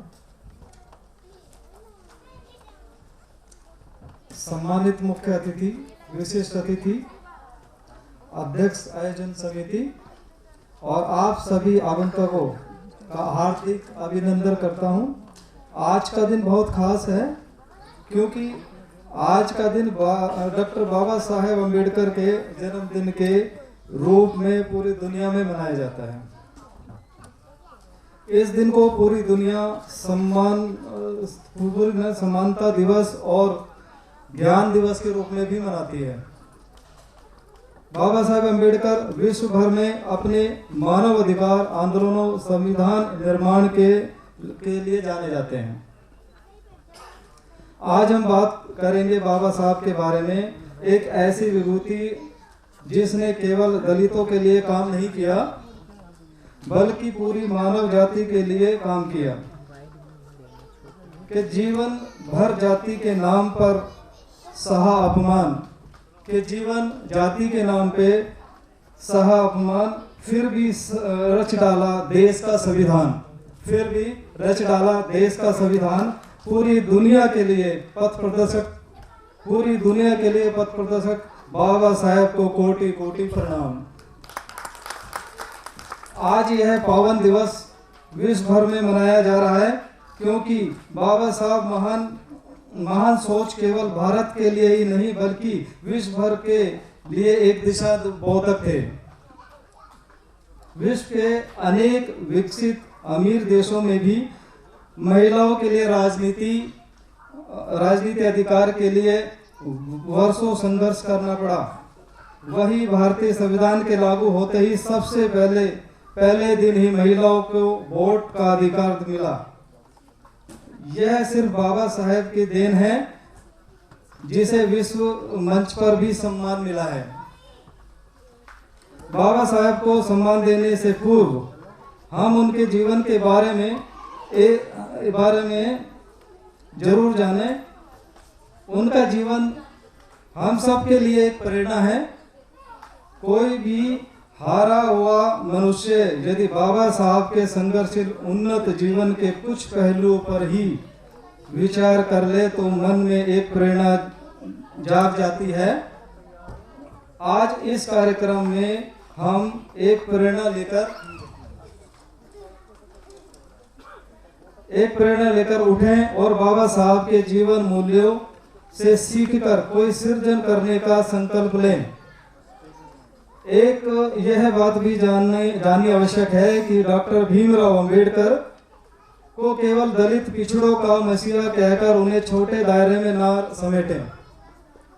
डॉक्टर भीमराव अंबेडकर वह युग पुरुष थे जिनकी सोच पूरे मानव जाति के लिए थी, पूरे विश्व के दलितों पिछड़ों के लिए प्रेरणा और उम्मीद थी।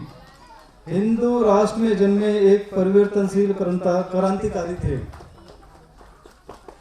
खुशियों भरी इस महफिल में आज अपनेपन का एहसास हुआ है। खुशियों भरी इस महफिल में आज अपनेपन का एहसास हुआ है। आपकी गरिमाई उपस्थिति पाकर यह कार्यक्रम खास हुआ है। आपकी गरिमाई उपस्थिति पाकर यह कार्यक्रम खास हुआ है। आज का कार्यक्रम बहुत अच्छा हुआ, खास हुआ, एक अनूठे रूप में हुआ और इसकी सबसे बड़ी आज आपकी गरिमाई उपस्थिति है।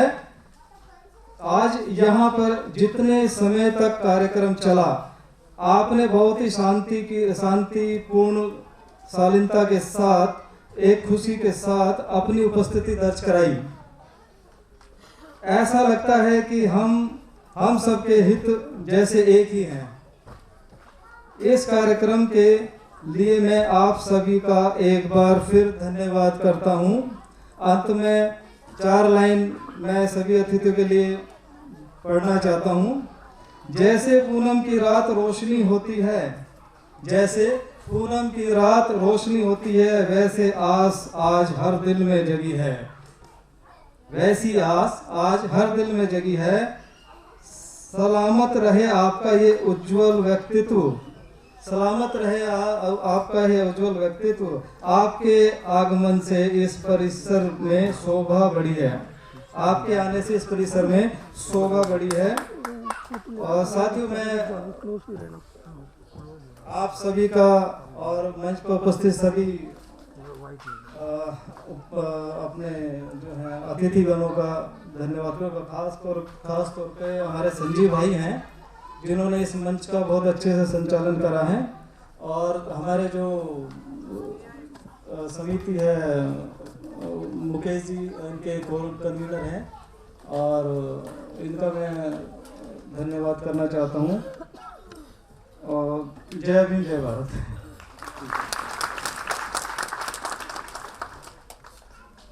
धन्यवाद नरेंद्र जी। आप सभी को मेरा सादर प्रणाम। जय भीम, जय भारत। जैसा कि आप सभी जानते हैं कि हर वर्ष हम इस संस्थान में बाबा साहब की जयंती बहुत धूमधाम से मनाते हैं। तो इस वर्ष भी हमने एक बच्चों का छोटा सा कार्यक्रम रखा था, जिसमें कि ड्राइंग कंपटीशन रखा गया था, और इस ड्राइंग कंपटीशन में लगभग 100 बच्चों ने भाग लिया। अब मैं हमारी आज की मुख्य अतिथि डॉक्टर स्वराज विद्वान मैडम से अनुरोध करूँगी वे आएँ और हमारे विजेताओं को पुरस्कार दें। मैं सबसे पहले ग्रुप ए में, जिसमें 8 वर्ष तक की आयु के बच्चे शामिल थे, उनमें से प्रथम पुरस्कार जाता है रूही शर्मा को। कृपया जोरदार तालियों से इन बच्चों का अभिवादन करें। इन बच्चों ने बहुत ही मेहनत करी और बड़ी ही अच्छे ढंग से चित्रकलाएं दिखाई अपनी अपनी।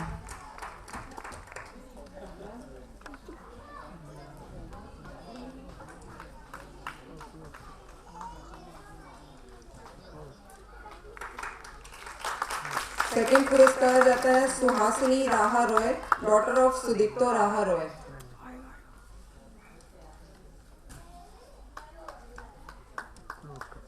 थर्ड पुरस्कार जाता है अवनी लूनिया, अशोक कुमार लूनिया, डॉटर।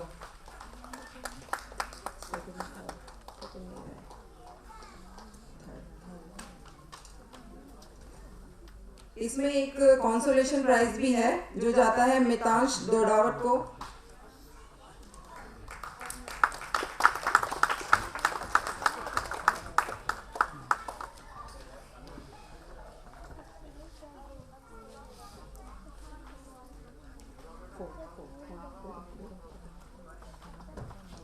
इसके बाद ग्रुप बी है, जिसमें 9 से 11 वर्ष के बच्चों ने आयु के बच्चों ने भाग लिया है। इसमें पहला इनाम जाता है हर्षिता गुप्ता को, गोपाल प्रसाद गुप्ता जी उनके पिताजी। दूसरा जाता है काव्या रावत को।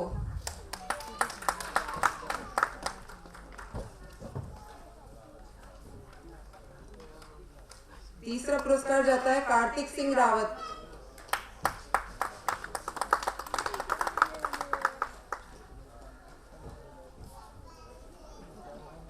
कंसोलेशन प्राइज के विजेता हैं miss Rishika Vekant Subramaniam, daughter of.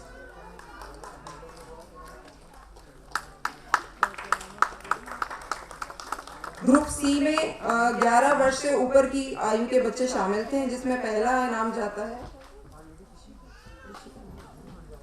Anushka Singh को। कृपया जोरदार तालियों से इन बच्चों का स्वागत करें। दूसरा पुरस्कार जाता है राजनंदिनी।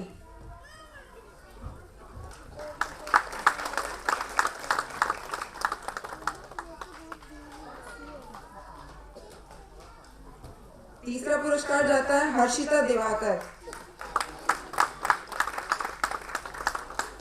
कृपया तालियां बजाते रहें, बच्चे बड़े ही मेहनत से इस मुकाम पे पहुंचे हैं।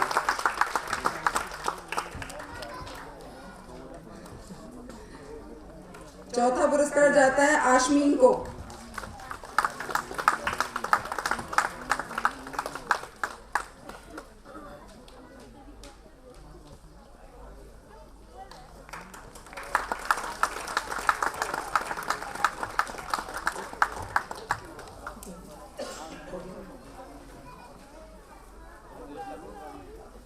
धन्यवाद मैम।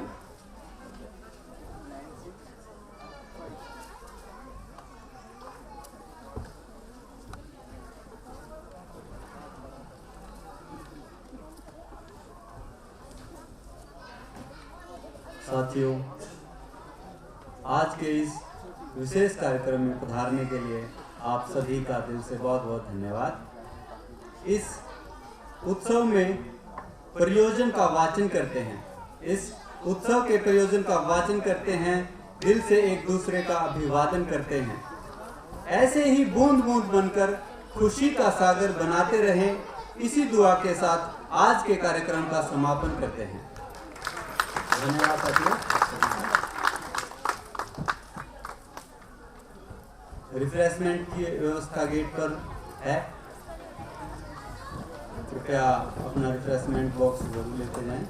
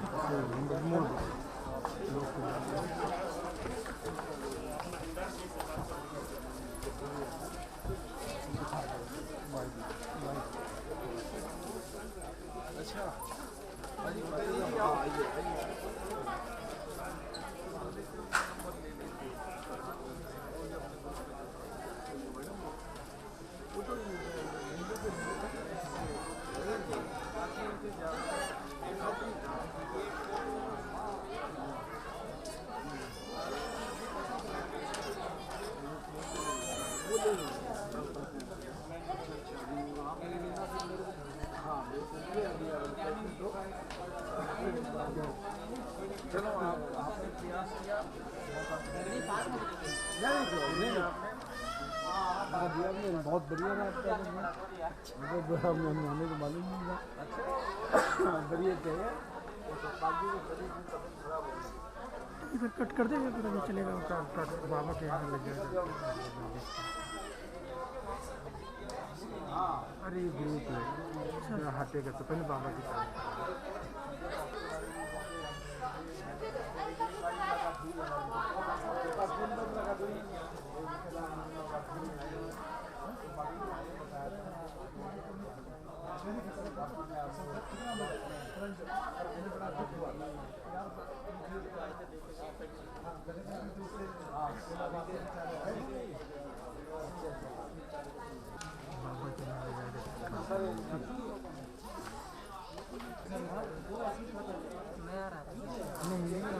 कोई फर्क नहीं पड़ता, मुझे ग्रुप दिखा वो नहीं